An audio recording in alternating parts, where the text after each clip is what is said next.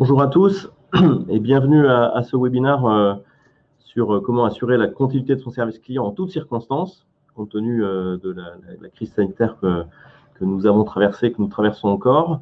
Je suis donc Jean-Thomas Lacour, dirigeant fondateur de la société Telsi, qui travaille sur la performance des centres de relations clients. Et je suis accompagné de David Delorme, qui est responsable de la relation client du groupe Mutualia. Bonjour David. Bonjour à tous. Et merci de vous joindre à nous pour ce retour d'expérience de la période un petit peu compliquée que nous avons traversée. Donc, je vous propose de démarrer ce webinaire. Alors, il est d'usage de présenter rapidement nos sociétés. Donc, comme je vous le disais, Telsi, donc nous, notre métier, c'est la performance des centres de relations clients. Nos clients sont des sociétés de tout secteur d'activité qui ont tous le point commun d'avoir internalisé tout ou partie de leurs relations clients à distance. Et donc, nous les accompagnons pour améliorer la performance de leur plateau de traitement des interactions clients au travers de missions de conseil, de missions de formation opérationnelle, de déploiement de solutions technologiques. David, je vais vous laisser présenter en quelques mots Mutualia. Oui, merci, c'est gentil. Mutualia, donc vous avez à l'écran une première slide concernant notre cœur de métier, qui est l'assurance complémentaire, avec une cible qui est principalement sur les entreprises particulières et les professionnels, dans lesquels en fait on offre différents services que vous avez aussi à l'écran. Mutualia, c'est avant tout 3 mutuelles au niveau national. C'est environ 465 000 personnes protégées, nos adhérents. 375 collaborateurs, environ 160 points d'accueil au niveau national. Et vraiment, voilà, les valeurs qui nous animent sont principalement sur la démocratie, la qualité, proximité et la gestion de l'humain. Donc, on se retrouve totalement dans ces valeurs-là au niveau du service relation adhérent, notamment sur toute la partie qualité et proximité. Merci David. Donc, pour démarrer notre sujet, donc que venons-nous de vivre une situation inédite à laquelle les centres de contact n'étaient pas préparés. Alors, j'aime bien sortir cette anecdote. Moi, ça fait donc 10 ans que je dirige Telsi et ça fait 10 ans que à chaque fois que je rencontre un nouveau contact, je lui dis, avec les solutions que propose Telsi, imaginons demain il y a une tempête de neige ou imaginons qu'il y a une pandémie de grippe, vous pourrez continuer à travailler. Donc cet exemple prend tout son sens aujourd'hui. Nous avons dû faire face à une situation à laquelle on n'était pas préparé et avec un contexte qui est un télétravail Covid qui ne correspond pas à ce qu'on pourrait appeler un télétravail pérenne, puisque finalement, chacun a dû s'adapter très rapidement pour se construire un espace de travail à distance et faire face à donc une situation inédite. Donc, ce qui nous a engendré finalement à tous une certaine perte de repères. Alors, tous, j'exagère parce que certains, quand je dis les centres de contact n'étaient pas préparés, il y en a qui étaient plus ou moins préparés. Il y en a même, j'en suis certain, qui étaient pleinement préparés, qui ont réussi à faire face à cette situation sans aucun problème. Mais on peut quand même affirmer que la grande majorité des entreprises n'étaient pas réellement prêtes à affronter cet événement. Et ce qui a engendré une perte de repères sur tous les plans pour les salariés, à savoir perte de repères au niveau de l'espace de travail, des équipements, des outils, du management et puis de l'organisation du travail avec le fameux problématique d'organisation temps de travail, temps perso, vie de travail avec les enfants qui courent partout au milieu de la pièce où on travaille. Que nous réserve l'avenir en fait des mutations profondes. On se rend compte que 88% des personnes ayant télétravaillé pendant la crise Covid souhaitent poursuivre le télétravail à l'issue de cette crise, et dont 97% pour les télétravailleurs qui étaient déjà expérimentés avant, et 80% pour les personnes qui ont expérimenté le télétravail à cause ou grâce à la crise. 41% des employés sont susceptibles de travailler à distance, au moins partiellement post-Covid, selon les responsables RH. Et l'avenir nous réserve des incertitudes, puisque cette crise nous a enseigné quelque chose de certain, c'est qu'on ne peut rien prévoir et que ça peut nous retomber dessus du jour au lendemain. Alors, je n'utiliserai peut-être plus l'argument de imaginons qu'il y ait une crise, une pandémie de grippe, mais je pourrais utiliser l'argument de imaginons qu'il y ait une tempête de neige. On se rend compte maintenant qu'on est bien peu de choses et que il peut nous tomber dessus des catastrophes qui nous obligent à être très agiles et à s'organiser en conséquence. Justement, l'objectif, c'est finalement d'être prêt en toutes circonstances. Et être prêt en toutes circonstances, à partir du moment où on installe nos collaborateurs chez eux, moi, je fais un peu le parallèle avec le pilotage, c'est finalement s'entraîner à piloter en aveugle. Quand on a nos collaborateurs sur un plateau, tous réunis, on peut piloter à vue. Hein, on voit Martine, Jean, Paul, Jacques qui sont en train de travailler. On peut interagir avec eux directement. On peut voir qui est en difficulté, qui va bien, qui voilà, a besoin d'assistance ou pas. Alors que dans un contexte de télétravail, on n'a plus du tout de vision sur les personnes directement. Et donc, il faut se reposer sur les instruments, sur les indicateurs et les procédures pour piloter dans de bonnes conditions son activité. Et finalement, cette contrainte du télétravail nous apporte aussi une opportunité pour plus de performance, puisque là, c'est une conviction personnelle, donc qui n'engage que moi, bien sûr. Mais je pense que qu'on soit en télétravail ou pas en télétravail, les outils sont les mêmes. Et justement, cette opportunité du télétravail va nous obliger à valider et à vérifier qu'on a bien mis en place les bonnes procédures, les bons indicateurs et les bons instruments pour piloter son activité.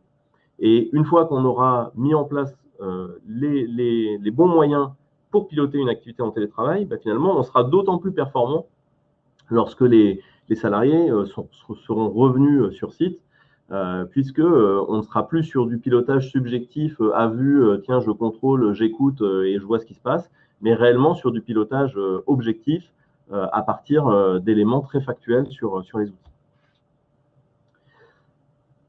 Donc la checklist pour être prêt à affronter le nuage de brouillard depuis son cockpit. Donc les principaux paramètres à prendre en compte pour maîtriser toutes les situations, ce sont trois grands domaines, on va dire trois grands domaines organisationnels, l'environnement de travail, l'accès aux outils et aux infrastructures et les ressources humaines. Et je vous propose de décliner ces trois points et David, je vous laisserai prendre la parole à chacun de ces points pour voir comment est-ce que vous avez mis en place des procédures, des moyens, des outils pour faire face à cette situation dans chacun de ces trois éléments. Donc, le premier élément, c'est l'environnement de travail. 67% des télétravailleurs estiment avoir disposé d'un environnement adapté. C'est à la fois beaucoup et peu. Donc, c'est 2/3. Donc, ça veut dire qu'il y a quand même 1/3 des personnes qui ont télétravaillé dans un environnement qui n'était pas trop propice au travail. Et alors là aussi, c'est un avis personnel, mais je pense que dans les 67% de télétravailleurs qui estiment avoir disposé d'un environnement adapté, il y en a certainement une grande partie qui surestime la notion d'environnement adapté. Chez Telsy, on s'est amusé au début du confinement à faire des photos. Chacun faisait une photo de son environnement de travail. On a vu des organisations un petit peu cocasses avec des collaborateurs qui avaient installé le double écran au milieu de leur cuisine. Donc, il y avait en arrière-plan le four et puis devant un parfait environnement de travail. Donc, c'est amusant, on va dire, ça a détendu l'atmosphère en période de Covid. Ça a été efficace compte tenu du caractère très exceptionnel de la situation, mais on ne peut pas dire que ce soit réellement pérenne, parce qu'il y a bien un moment où il va falloir qu'il se fasse à manger quand même, dans de bonnes conditions. Et puis là, en l'occurrence, c'était un jeune qui vit seul et sans enfant. Moi, il m'est arrivé d'avoir ma petite dernière de 10 ans qui débarquait dans mon bureau en pleine visioconférence. C'est cocasse sur l'instant, mais là aussi, peut-être qu'il serait plus professionnel d'éviter ce genre de situation à l'avenir. Donc, sur l'environnement de travail, qu'est-ce qu'on peut dire? On peut dire qu'il y a une problématique de qualité générale de la connexion réseau, puisqu'aujourd'hui, qui dit télétravail dit accès à distance au système d'information, donc il faut une connexion réseau irréprochable. Personnellement, j'habite à la campagne. Je crois, David, que vous avez un peu les mêmes problèmes que moi. Nous sommes sur des liaisons ADSL qui plafonnent à 6 mégas et quand elles ne tombent pas, c'est tout de suite très compliqué de garantir que le travail va se passer dans de bonnes conditions. Il y a une problématique de matériel et de périphérique.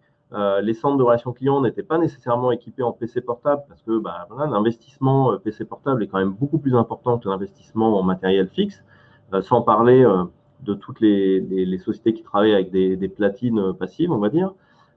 Donc là, télétravailler, ça veut dire disposer d'un équipement normé qui qui permet de garantir que l'équipe IT va pouvoir à distance garantir que le matériel va bien fonctionner.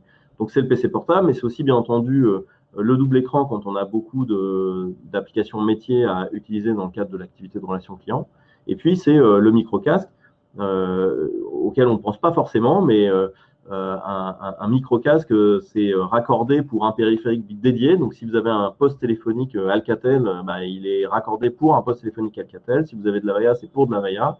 Et pour le transformer en micro-casque qu'on peut brancher sur un port USB, il faut racheter des cordons pour que ça marche.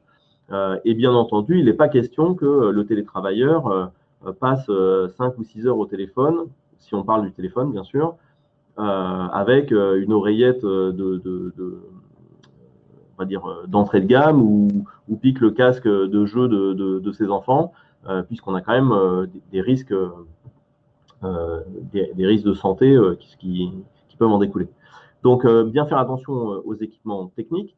Et puis, bien entendu, l'espace de travail. Et ça, là aussi, on a souvent tendance à sous-estimer, c'est-à-dire que en ce moment, dans la presse, tout le monde dit super, maintenant les gens vont télétravailler, ça va complètement révolutionner le mode de fonctionnement des salariés. Alors je dis oui, mais encore faut-il avoir un environnement chez soi propice au télétravail, c'est-à-dire avoir un espace dédié au calme et dans nos métiers réellement au calme, silencieux, avec si on fait de la visio ou ce type de prestation, un espace qui est visuellement acceptable, de manière à pouvoir délivrer un service de qualité sans avoir de nuisances tout autour qui nous font soit perdre en efficacité, en performance, soit dégradent la qualité de la relation.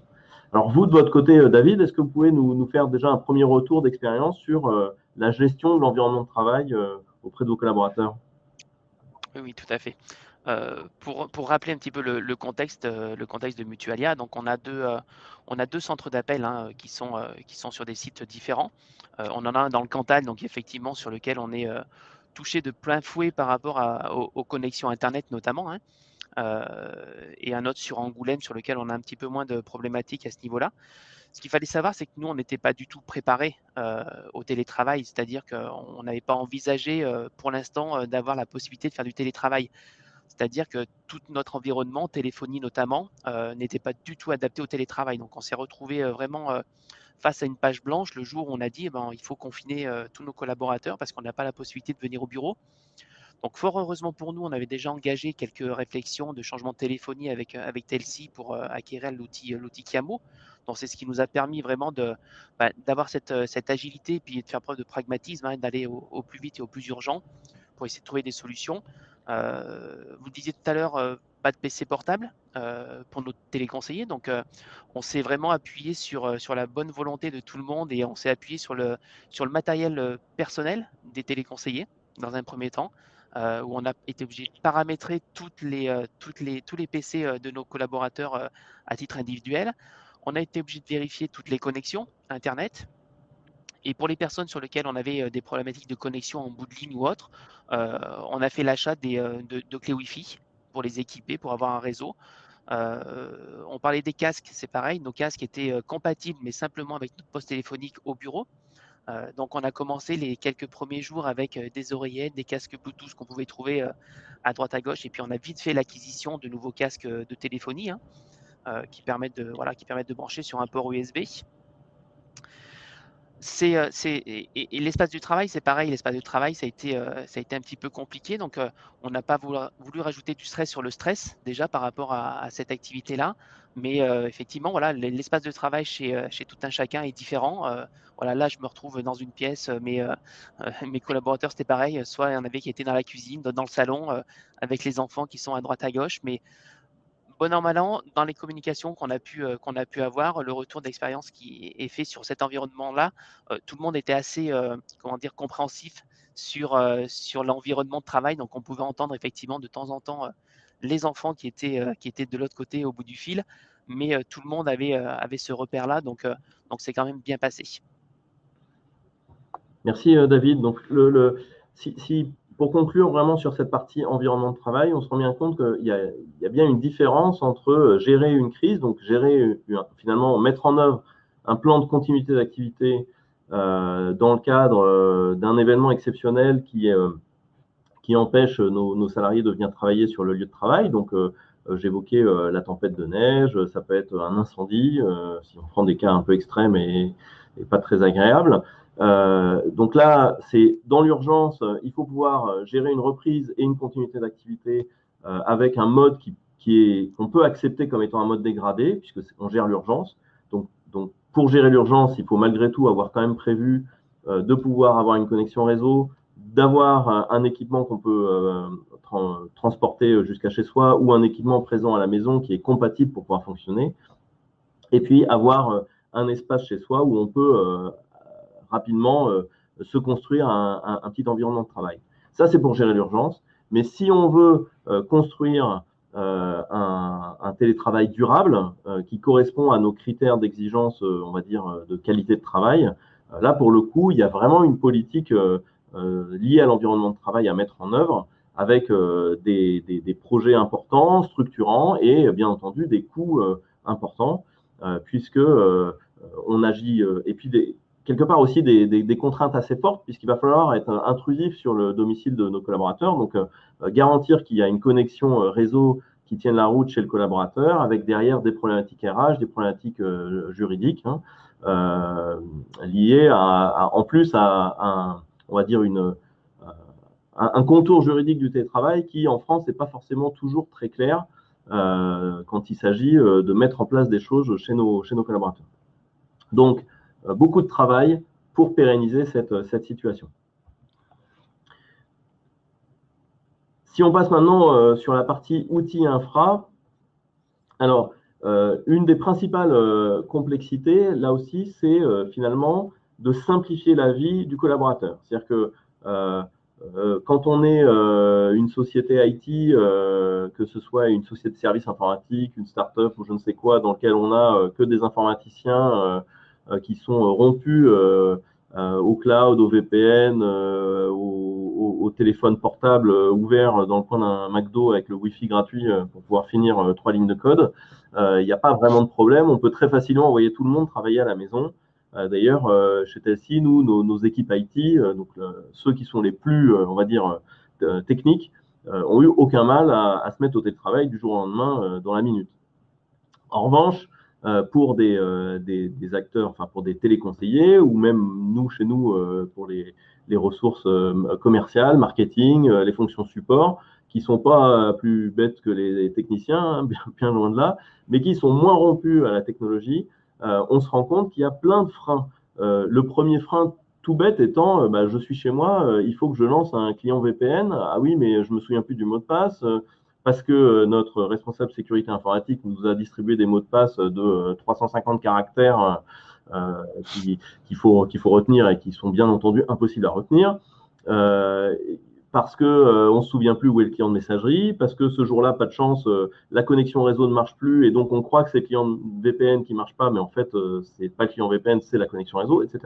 Donc, il faut que ce soit simple. Et pour que ce soit simple, il faut que tout soit packagé sur l'environnement de travail. Donc, on fait un peu le lien avec ce qu'on disait juste avant, fournir à nos téléconseillers des PC qui sont déjà préconfigurés pour fonctionner, c'est un premier élément crucial. Quand j'arrive chez moi, j'ouvre mon PC, il faut que j'ai une téléphonie, alors UCaaS, c'est Unified Communication as a Service, enfin, d'une manière générale, une téléphonie dans le cloud, on va dire, quelque chose qui peut se lancer facilement au travers d'un softphone sur son environnement de travail. Donc, ça peut être ce qu'on appelle le WebRTC, ça peut être du UCaaS, ça peut être ce que vous voulez, mais il faut que ce soit très facilement lancé et intégrable sur l'environnement de travail.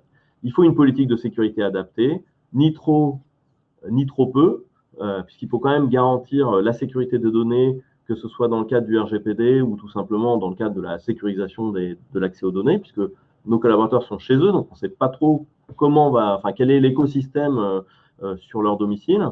Donc, il faut quand même protéger ces accès et en même temps, s'il faut lancer, comme je le disais à l'instant, un client VPN avec un mot de passe de 50 caractères, ça peut être un frein. Donc, il faut réussir à trouver le bon compromis. Et puis, bien entendu, il faut des solutions logicielles dans le cloud. Alors là, moi, je suis assez intransigeant là-dessus. Pour moi, le cloud, depuis déjà 10 ans, ça ne devrait pas être une option dans un appel d'offres. Ça devrait être finalement un prérequis. C'est-à-dire que les solutions informatiques aujourd'hui, dans la mesure du possible, parce qu'on peut avoir des contraintes, c'est clair, mais dans la mesure du possible, elles doivent être accessibles dans le cloud. Alors je dis bien dans le cloud au sens large, ça peut être un cloud totalement privé, c'est-à-dire ça peut être votre entreprise qui a construit un environnement accessible de l'extérieur très facilement, mais qui est complètement cloisonné du reste du monde. C'est-à-dire je ne parle pas là de modèle économique, software as a service ou d'accès via Internet. On parle bien vraiment de cloud au sens j'accède à distance de façon très intuitive et très simple à l'ensemble de mes systèmes d'information utiles au bon fonctionnement de mon métier.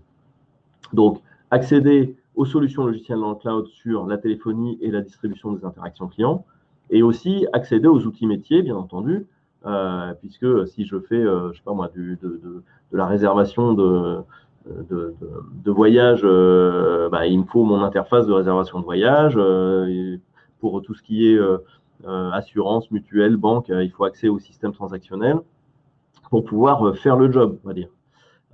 Et puis le dernier point, c'est penser aussi la gestion des interactions un peu différemment en se disant, attention, on va avoir sur, je sais pas moi, 100 collaborateurs, on est certain à l'avance que les 100 n'auront pas un environnement de travail parfaitement adapté de chez eux. Donc, il faut partir du principe qu'on va devoir essayer de limiter une partie des flux chauds et donc mettre en œuvre des alternatives aux flux chauds pour pouvoir conserver le lien avec les clients, mais au travers de flux un petit peu plus simples à gérer à distance. Ça peut être du live chat, du mail, des chatbots pour désengorger un peu les flux, ou des systèmes de rappel automatique pour là aussi désengorger un petit peu les flux chauds. David, est-ce que vous pouvez là aussi nous faire un petit retour d'expérience sur ce que vous avez, vous, mis en place justement en termes d'outils pour faire face à cette situation? Alors, en termes d'outils, on a tout de suite basculé sur la téléphonie en cloud avec Kiamo. C'est vrai que là, on a créé une petite cellule de crise dès le début du confinement, là aux alentours du 17 mars, avec les équipes de Mutualia et puis les équipes de Telsi. Et en 3-4 jours, on a monté une téléphonie qui a permis en fait à tous nos téléconseillers d'être à la maison et de pouvoir se connecter à distance avec les softphones et les casques pour faire de la téléphonie. Concernant la partie outils métiers, on a aussi la chance chez Mutualia d'avoir un service informatique qui est assez bien dimensionné. Donc, c'est ce qui nous a permis là aussi d'être assez réactif, de faire les paramétrages, comme tu disais tout à l'heure, sur les logiciels de chaque téléconseiller et d'avoir une interface métier qui permette à tous les téléconseillers par un lien simple, pas plusieurs mots de passe à mettre, pas plusieurs fenêtres à ouvrir, donc de pouvoir accéder à leur profil téléconseiller comme s'ils étaient finalement au bureau. La seule petite problématique qui s'est offerte à nous, en fait, c'est au bureau, on est sur des écrans assez grands de 23 pouces parce qu'on a ce qu'on appelle, nous, un logiciel informatique qui s'appelle la 360, qui nous permet vraiment d'avoir une vue d'ensemble sur toutes nos interactions qu'on peut avoir avec nos adhérents. Donc là, c'est vrai que sur des petits PC, la seule difficulté pour nos collaborateurs, c'était de naviguer avec les fenêtres, avec les petites barres en haut, en bas, etc. Donc c'est vrai que ça nous a projeté vers l'avenir en se disant, si demain le télétravail devait se pérenniser de temps en temps sur nos centres, on a tout de suite engagé une réflexion sur le changement de PC au bureau et de pouvoir donner les PC qu'on a aujourd'hui à chaque téléconseiller pour que demain, voilà, si toutefois le télétravail devait se reproduire, ils puissent repartir avec leur PC à la maison. C'est des tout en un, donc c'est l'avantage. Il y a un peu moins de manutention qu'avec une unité centrale, mais d'avoir un PC qui soit convenable avec les applicatifs métiers qui seraient directement intégrés et donc paramétrés, comme vous disiez tout à l'heure, sur l'application. Et ensuite, les solutions alternatives. Donc nous, comme on a monté une téléphonie assez rapidement en urgence, on a simplement créé un numéro de téléphone d'urgence qui a permis à tous nos adhérents de pouvoir nous joindre et de continuer l'accessibilité au service. Et on a mis également une partie mail. On a développé une partie mail pour pouvoir avoir là aussi une connexion par mail pour éviter les appels téléphoniques. Donc on a réussi à gérer tous nos flux avec la téléphonie ou les mails. Merci David. Donc, Pour résumer cette partie accès aux outils, aux infra, qui est directement, enfin on l'a bien vu, on l'a cité plusieurs fois, très lié à la partie précédente qui concerne l'environnement et notamment l'environnement hardware, quoi, hein, avoir un PC qui soit transportable et qui soit préconfiguré pour accueillir les logiciels. Donc les outils infra, la téléphonie qui garantit une bonne qualité de service préconfigurée, une politique de sécurité adaptée qui permette facilement de se connecter à l'ensemble de l'environnement métier et d'avoir accès aux outils métiers dans de bonnes conditions pour travailler. Le dernier volet que l'on souhaite aborder, ce sont les ressources humaines, et ce n'est pas le moindre des volets, puisque c'est peut-être le domaine sur lequel on a finalement découvert le plus de choses. Puisqu'une fois de plus, on passe d'un monde où on peut malgré tout piloter à vue ses équipes quand elles sont sur place, à un monde où on n'a plus de contact direct avec les équipes, et donc il faut réorganiser totalement le pilotage et le management de ces équipes de manière à s'assurer que le travail continue à être fait dans de bonnes conditions, avec un juste équilibre entre ce que j'appelle moi les trois composantes de la relation client, qui sont est-ce que ma qualité de service continue à être bonne, c'est-à-dire est-ce que je continue à traiter correctement les interactions de mes clients, est-ce que j'ai une bonne vue sur cette qualité de service, la satisfaction client au sens est-ce que on arrive à traiter efficacement les demandes de nos clients, est-ce que nos clients continuent à être satisfaits du service, ou est-ce que il commence à y avoir une insatisfaction qui grandit parce que mon service est en mode dégradé. Et enfin, le dernier point, c'est l'efficacité. Est-ce que je rends le service? Est-ce que je continue à être productif? Hein, on voit bien, si on fait un parallèle dans le monde des restaurants, ouvrir son restaurant avec la moitié des couverts, parfois c'est contre-productif parce qu'en fait, on perd de l'argent plus que finalement en étant totalement fermé. Donc, réussir à trouver cet équilibre, ça veut dire avoir des outils qui nous permettent, et une organisation qui nous permet de maintenir ce lien et de continuer à piloter l'équipe. Donc, maintenir la notion d'équipe grâce à des échanges réguliers en mettant en œuvre des plateformes de communication collaborative. C'est-à-dire là où avant, il me suffisait de me déplacer et de dire au travers du plateau hey, Jacqueline, est-ce que tu as pensé à rappeler monsieur machin? Là, on ne peut plus faire ça. Donc, il faut trouver d'autres moyens de le faire. Et les moyens les plus adéquats pour le faire, ce sont les plateformes collaboratives, donc qui permettent de faire du chat interne, qui permettent de partager des documents. Définir le rôle et la posture du manager à distance. Comment est-ce que je garde quelque part une légitimité en tant que manager pour piloter mes équipes, et quelles sont les règles qu'on met en place pour que je puisse faire correctement mon travail. Ajuster et maintenir les indicateurs donc sur l'aspect quantitatif pour m'assurer que ma qualité de service est bonne et que je continue à traiter correctement les interactions. Enregistrer les appels ou faire de l'écoute à chaud et du quality monitoring pour m'assurer que les standards de qualité sont bien respectés. Là aussi, sur un plateau, même un grand plateau, j'ai toujours une oreille qui peut traîner en me disant tiens, j'ai entendu un tel qui a pas respecté la procédure de présentation ou qui a mal rebondi à un besoin, ou j'entends quelqu'un qui s'agace un peu au téléphone, donc j'en déduis que la conversation doit un peu tourner au vinaigre. Je suis capable de piloter un petit peu à l'oreille sur le plateau. Là, j'ai plus ces oreilles, donc je dois m'appuyer sur des éléments factuels. Et une des composantes factuelles du centre de relations clients, c'est tout ce qui est écoute et quality monitoring. Donc, j'écoute les conversations et je note de façon très factuelle dans des questionnaires est-ce que les procédures et les process sont respectés. Et ça va me permettre d'identifier des points qui commencent à dévier, ou des personnels en difficulté, et de pouvoir leur apporter du coaching au niveau management ou une formation spécifique pour faire face à une situation qui peut être un peu compliquée. Ça va me permettre aussi d'identifier des collaborateurs qui seraient dans un environnement de travail peu propice à la prise d'appel, par exemple. Le dernier point, c'est l'outil de Workforce Management pour optimiser les plannings. Donc, un outil de Workforce Management, ça permet de planifier les besoins en termes de ressources humaines, d'affecter les personnes au bon flux, et puis de contrôler en temps réel qu'il y a bien une bonne adéquation entre ce qui se passe dans la vraie vie et ce qu'on avait planifié. Je pense que ces outils prennent encore plus leur sens dans la mesure où, là aussi, on n'a pas les personnes sous la main. Donc, Donc, on ne se rend pas compte juste en observant son plateau si on est en sous-effectif, en sur-effectif, si les gens ont l'air plutôt dans le rouge ou pas. C'est la composante de tous ces indicateurs qui, comme dans mon cockpit d'avion en plein brouillard, vont me permettre de contrôler à la fois ma vitesse, mon altitude, mon positionnement, les réserves de carburant, etc., etc., et d'amener mon avion à atterrir, même si finalement j'ai visibilité zéro. Là, de la même manière, piloter mes ressources humaines, j'ai besoin de savoir où j'en suis sur la QS, j'ai besoin de savoir où j'en suis sur la satisfaction, est-ce qu'on respecte bien les process, est-ce que la qualité est bonne, est-ce que mes collaborateurs peuvent rapidement me remonter des alertes ou échanger avec moi s'il y a un souci qui se présente, s'ils veulent gagner en efficacité. Et donc l'efficacité, c'est là aussi pouvoir échanger rapidement et facilement entre les personnels et, et s'assurer que le job est fait dans de bonnes conditions.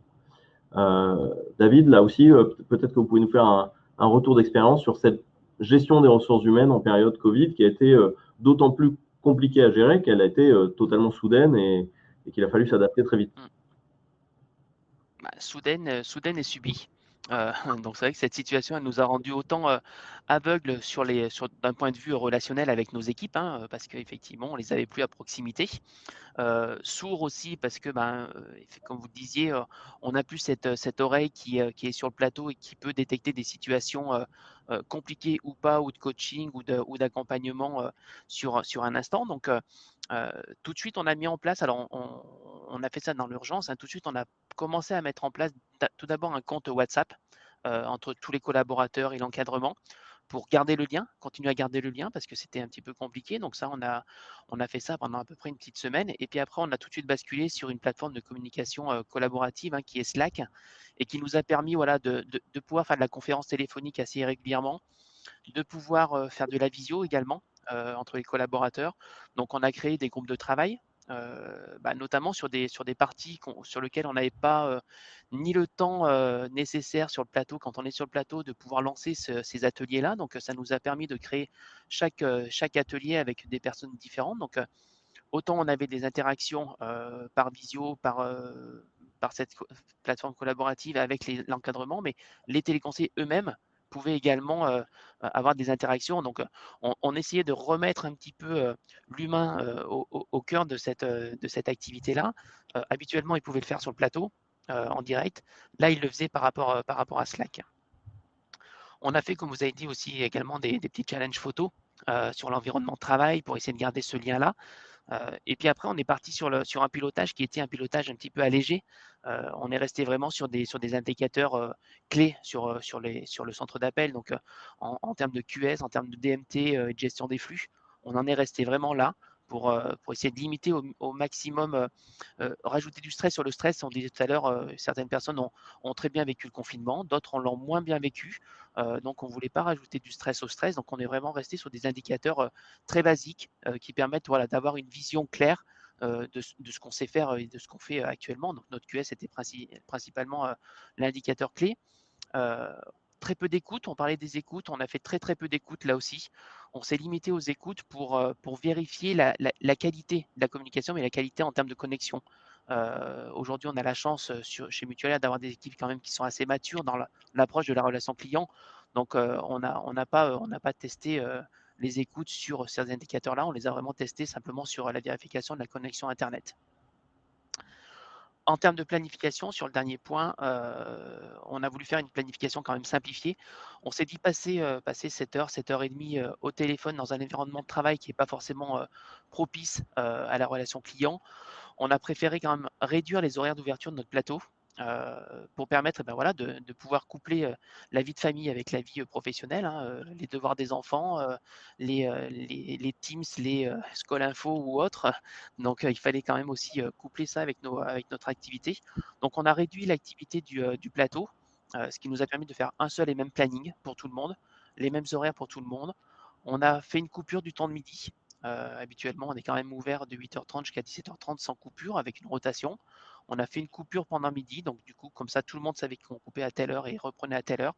Donc, c'est ce qui a permis en fait d'avoir une visibilité assez lointaine pour nos équipes, nos collaborateurs, pour se dire, voilà, je sais que je travaille de telle heure à telle heure et je sais que je pourrais organiser ma vie à côté de mon travail sur les devoirs des enfants ou autres de telle heure à telle heure. Donc, c'est ce qui a permis d'avoir une visibilité pour nos collaborateurs. donc voilà sur la partie ressources humaines, mais c'est vrai que c'est une partie qui en temps habituel est déjà compliquée à maintenir sur un plateau. En mode confinement, c'est encore un petit peu plus dur parce qu'on essaie de s'obliger à faire des choses qu'on ne fait pas forcément sur les plateaux. Donc, ça réveille aussi un petit peu chez nous d'autres sens qu'il faut aussi exploiter et ça ouvre vers d'autres projections. Merci David pour ce retour d'expérience.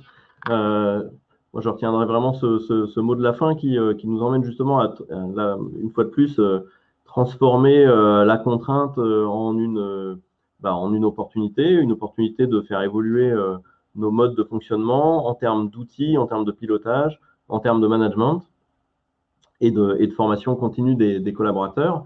Donc, pour résumer en fait ce webinaire et avant de vous laisser la parole pour vos questions, ce qu'on voulait vraiment mettre en lumière, c'est que aujourd'hui, au XXIe siècle, moi, je suis vraiment persuadé que les outils technologiques ne doivent pas être un frein à pouvoir mettre en œuvre des plans de continuité et de reprise d'activité très rapidement dans les métiers de la relation client. C'est-à-dire qu'on doit être capable très vite de basculer avec des collaborateurs qui télétravaillent avec donc un environnement de travail adapté, mais qui peut ne pas être parfait parce qu'on est dans le cadre d'une continuité d'une reprise d'activité, avec des outils informatiques qui de toute façon doivent être dans le cloud parce que c'est un prérequis et ça ne doit pas être autre chose qu'un prérequis de projet.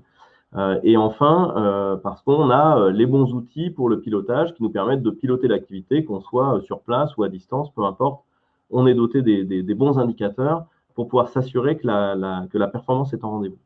Mais malgré tout, on se rend bien compte qu'il y a quand même une différence entre mettre en œuvre un plan de continuité d'activité de reprise qui peut se faire dans un cadre de télétravail en best effort et organiser un véritable travail, enfin organiser une continuité de ce télétravail dans un mode pérenne et professionnel. Et que le cap est quand même assez important. Enfin, le gap et le cap sont importants à passer parce que il y a quand même beaucoup de contraintes qui, comme on l'a vu, sont des contraintes avant tout d'environnement de travail. Une fois de plus, avoir un bureau, avoir une connexion, avoir un PC efficace. Une contrainte d'outils, ça, comme je viens de le dire, pour moi, c'est paradoxalement peut-être la chose la plus simple à gérer, puisque les outils informatiques aujourd'hui permettent déjà de répondre à ces problématiques et vont le permettre de plus en plus. Et la dernière contrainte, qui est la plus complexe, c'est la contrainte RH, c'est piloter des personnes à distance. Ça veut dire se doter des bons outils, des bons indicateurs pour s'autoriser à faire confiance. Une fois de plus, le but, c'est pas de contrôler à tout prix les gens. Je pense que le but, c'est de se mettre dans un environnement qui permet d'avoir pleinement confiance dans ses équipes parce que justement, quand je suis aux manettes de mon avion, tous mes indicateurs sont là pour me dire que tout va bien. Et donc, grâce à ces indicateurs, je sais agir en conséquence sans forcément avoir de vision. Imaginons qu'on soit au manche d'un avion sur lequel on n'a aucun indicateur et dans lequel on est complètement dans le brouillard. Je vous laisse imaginer le stress du pilote. Ça marche aussi pour un bateau, pour ceux qui font de la voile. Nous, Telsi, on est bretons, donc on voit bien ce que c'est. Quand vous êtes complètement dans le brouillard, vous ne voyez rien et que vous n'avez pas d'instrument, c'est quand même très, très anxiogène. Et bien, dans un centre de relations clients, c'est exactement la même chose. Si j'ai des bons indicateurs, du coup, je suis en confiance. Et si je suis en confiance, il n'y a aucune raison que je n'arrive pas à manager efficacement mes équipes, même dans un contexte de télétravail où elles sont chez elles avec une organisation humaine sans doute beaucoup plus facile à gérer. Voilà, j'espère que ce webinaire vous a apporté des réponses, des pistes, des options dans votre organisation présente et future. Je vous donne la parole au travers du chat. Si vous avez des questions, n'hésitez pas à nous les poser. David et moi, on sera un plaisir de vous répondre.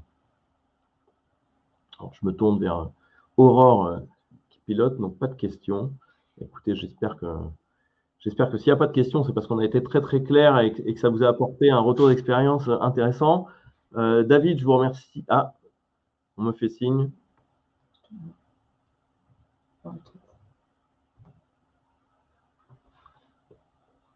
Alors, attendez, je ne dois pas être sur le...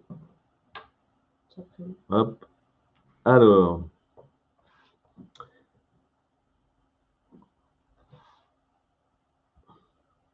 Excusez-moi, je déroule mon chat. Hop, hop, hop. Question concernant les stats.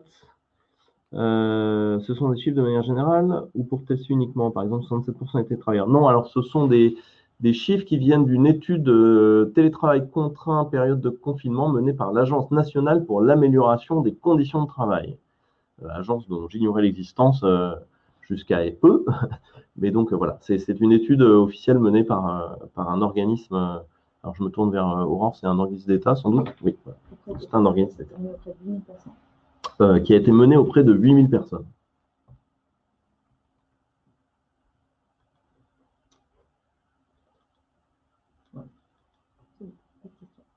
Eh bien, merci à tous pour votre participation. David, un immense merci.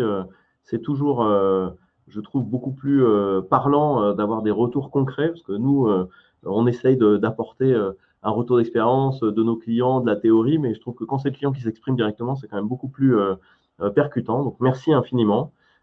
Et puis, Merci à vous. bah, nous restons à tous à votre disposition si vous avez des questions complémentaires. Et je vous souhaite à tous une excellente journée et puis un bon déconfinement en espérant que toutes ces petites misères restent bien loin derrière nous. Merci à tous. Au revoir. Au revoir.